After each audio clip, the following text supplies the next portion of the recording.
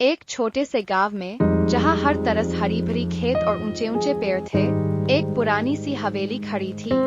इसकी दीवारें समय की मार से जर्जर हो चुकी थीं, पर फिर भी उसमें एक रहस्यमयी आभा थी। गांव के बच्चे इसे भूत हाउस कहते थे और वहां जाने से डरते थे। लेकिन तीन दोस्त, रवि, मनीष और अर्जुन, बड़े ही बहादुर थे। वे हमेशा ही किसी न किसी नई चुनौती की तलाश में रहते थे। एक रात, चांद की रोशनी में हवेली का नजारा और भी डरावना लग रहा था। रवि ने कहा, आज हम हवेली में घुसेंगे। मनीष और अर्जुन ने हिचकिचाते हुए हाँ कहा। हवेली का दरवाजा पुरानी जंग लगी लोहे की कील से बंद था। रवि ने उसे खोला और अंदर घुस गए। अंदर का माहौल बहुत ही भयावह था। धूल भरी हवा चल रही थी और हर तरफ मकड़ियों के जाले लटके हुए थे। रवि ने अपनी टॉर्च जलाई। रोशनी में दिखाई दिया एक विशाल हॉल, जहां टूटे हुए फर्नीचर बिखरे पड़े थे। अचानक एक पुरानी घड़ी की टिक टिक की आवाज सुनाई दी।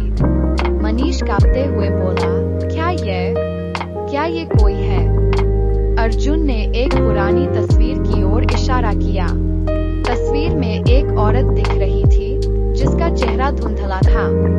जैसे ही टॉर्च की रोशनी उस पर पड़ी, औरत की आंखें खुल गईं। मनीष चीख उठा। रवि ने उसे शांत किया, डरो मत, ये सिर्फ एक छाया है। लेकिन तभी हवेली में एक भयानक आवाज आई, जैसे किसी ने चीख मारी हो। तीनों दोस्त डर के मारे एक दूसरे से लिपट गए। उन्हें लगा जैसे कोई उन्हें देख रहा है। धीरे धीरे उन्हें हवेली के राज का पता चला। यह हवेली एक अमीर जमींदार की थी, जिसकी पत्नी की रहस्यमयी मौत हो गई थी। उसकी आत्मा अब भी हवेली में भटक रही थी। उस रात तीनों दोस्तों ने हवेली का रहस्य सुलझाया। उन्होंने उस औरत की आत्मा को शांति दी। सुबह होते होते वे हवेली से बाहर निकल गए। अब वे कभी भी उस हवेली के पास नहीं गए। हवेली का रहस्य उनके दिलों में हमेशा के लिए बस गया।